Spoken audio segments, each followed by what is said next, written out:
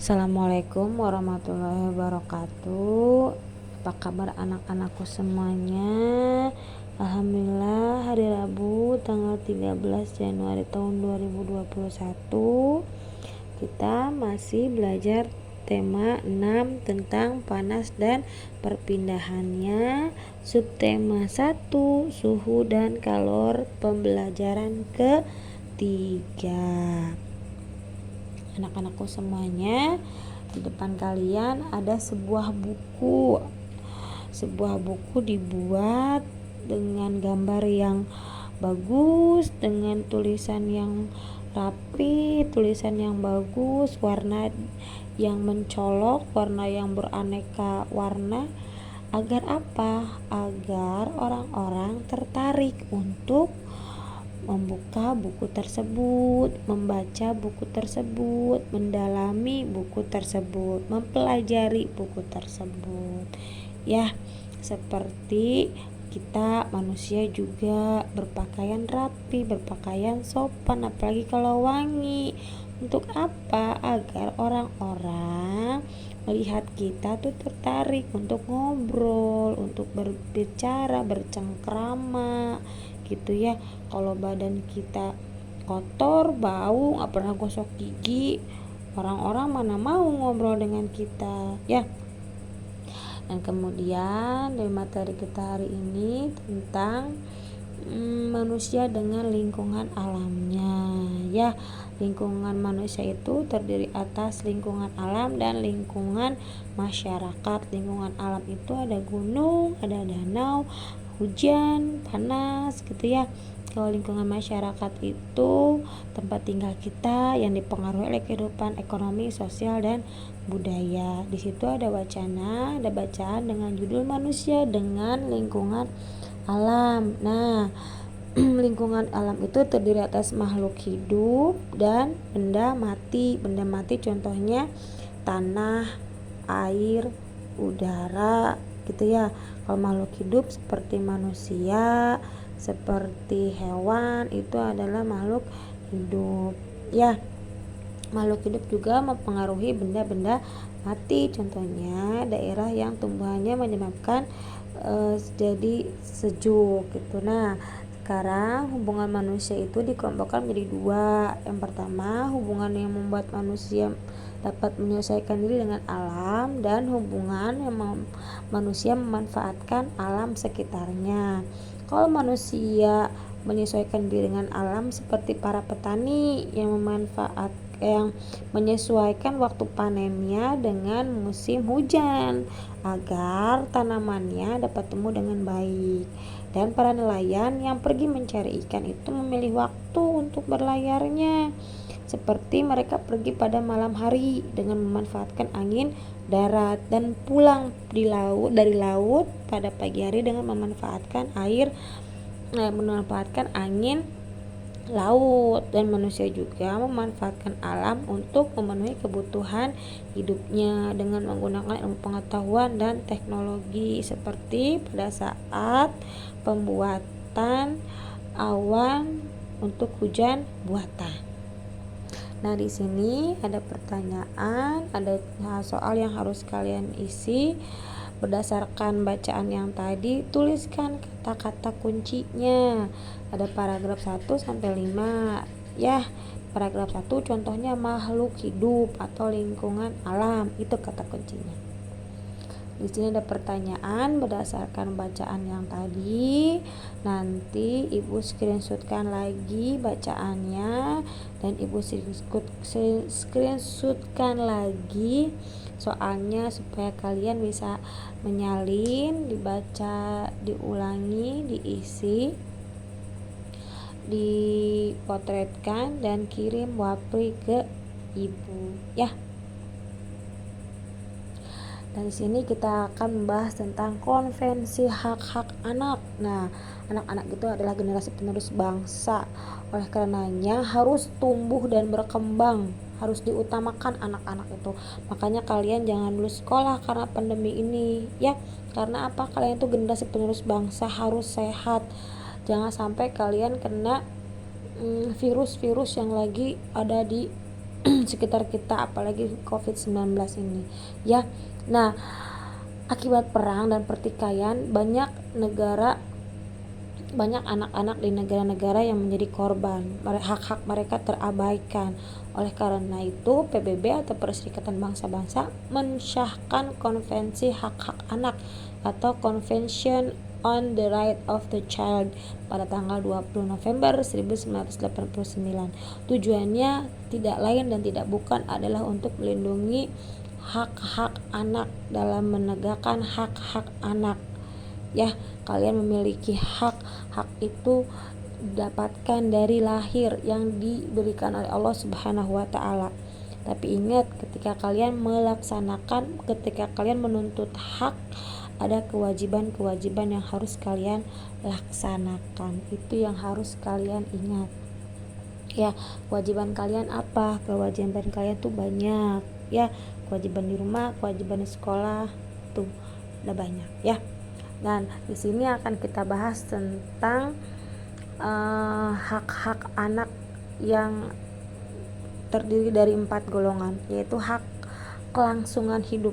Anak-anak berhak untuk melangsungkan kehidupannya, melestarikan, mempertahankan hidupnya ya sesuai dengan standar kesehatan yang tinggi.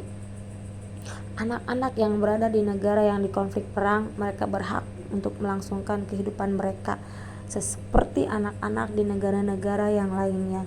Mereka berhak untuk hidup, mereka berhak untuk melestarikan kehidupannya.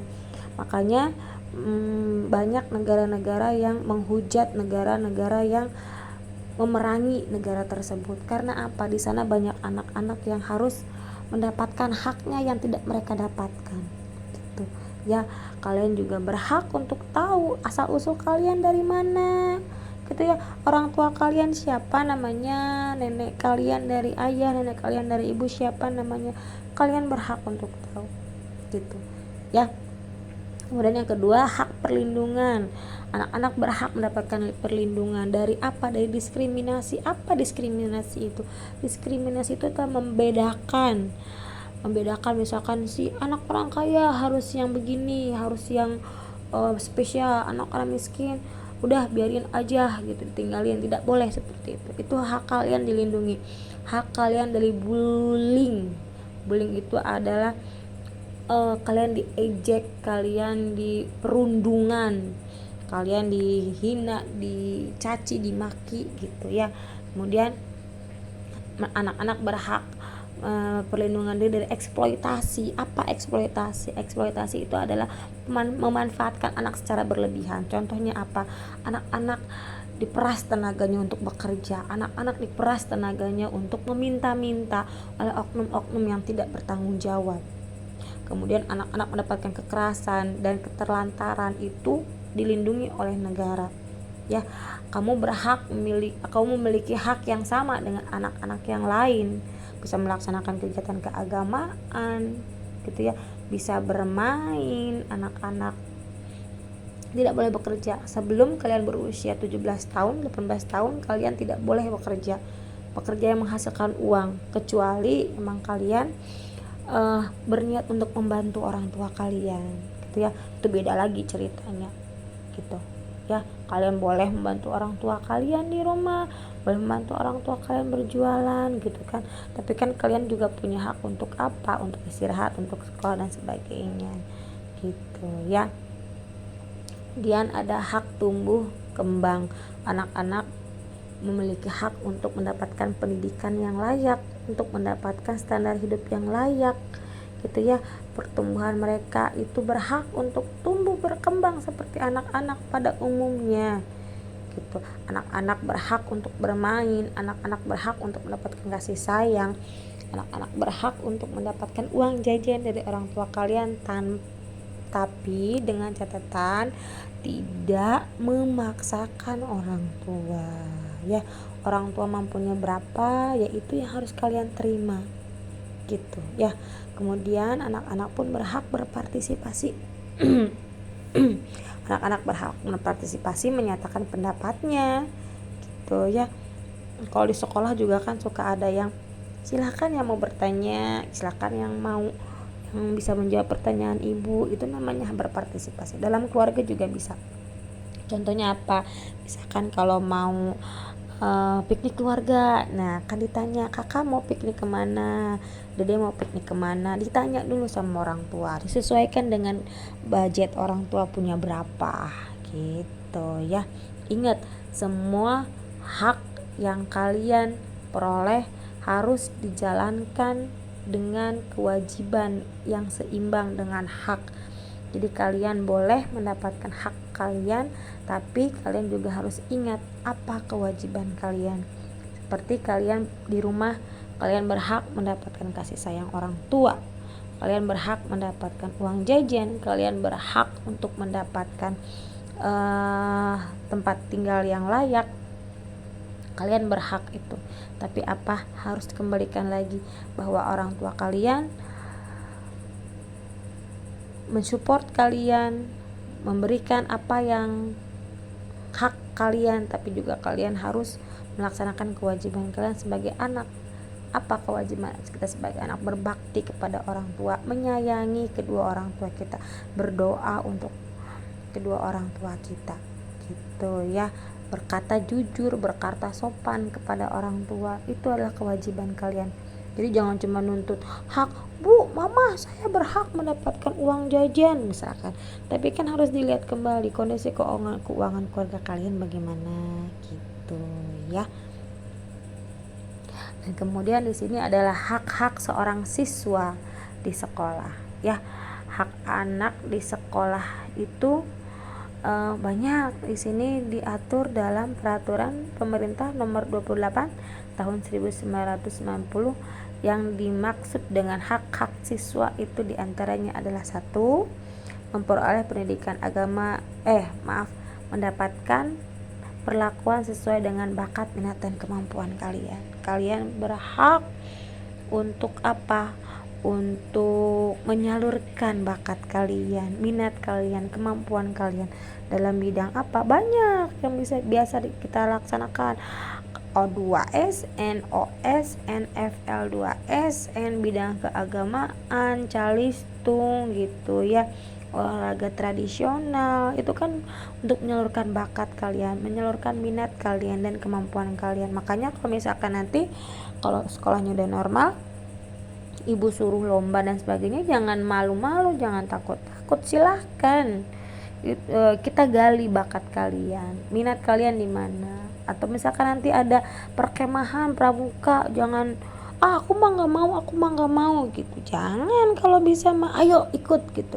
Sekolah udah mengadakan pramuka nih, yuk kita sama-sama gitu ikut pramuka. Di pramuka banyak kegiatannya. Untuk apa? Memancing bakat, memancing minat kalian dan kemampuan kalian ya. Siapa tahu yang anak pendiam kok ikut pramuka jadi pemberani gitu ya.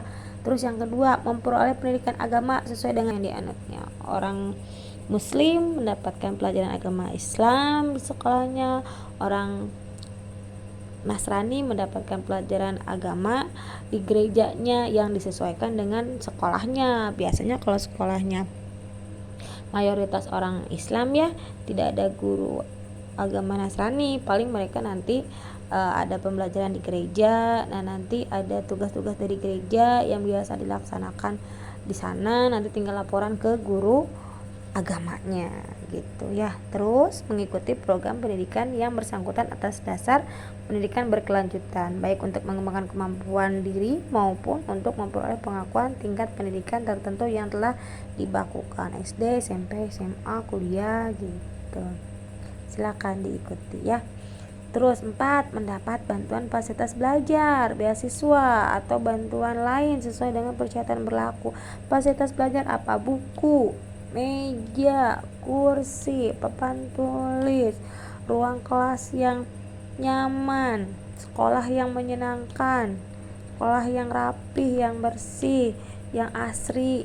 Nah, itu bantuan fasilitas belajar.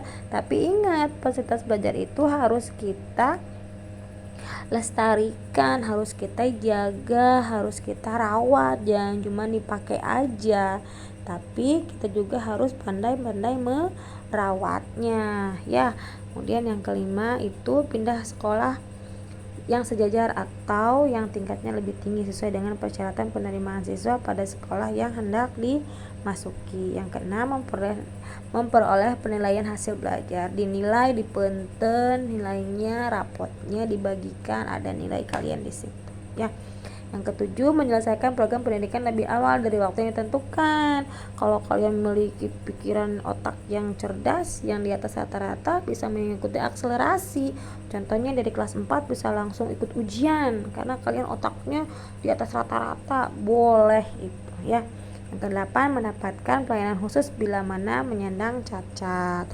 Itu orang cacat itu jangan dibully, jangan ejek-ejek, tapi harus kita rangkul sama-sama. Sesama makhluk Allah harus saling bersama-sama merangkul, tidak boleh saling meledek, karena makhluk ciptaan Allah tidak ada yang sia-sia Allah ciptakan, maupun orang cacat fisik maupun orang sempurna, semua juga sama makhluk Allah dan semua memiliki manfaat untuk dirinya masing-masing dan keluarganya masing-masing ya. Seperti itu penjelasan dari Ibu. Soalnya nanti Ibu screenshot kembali, bacaannya nanti Ibu screenshot kembali, nanti kalian salin isi potret dan kirim wapri ke Ibu. Besok pembelajaran keempat kembali lagi dengan Ibu dengan materi yang hampir mirip ya dengan hari ini. Belajar yang giat, belajar yang rajin, jangan malas, jangan patah semangat. Terima kasih. Wassalamualaikum.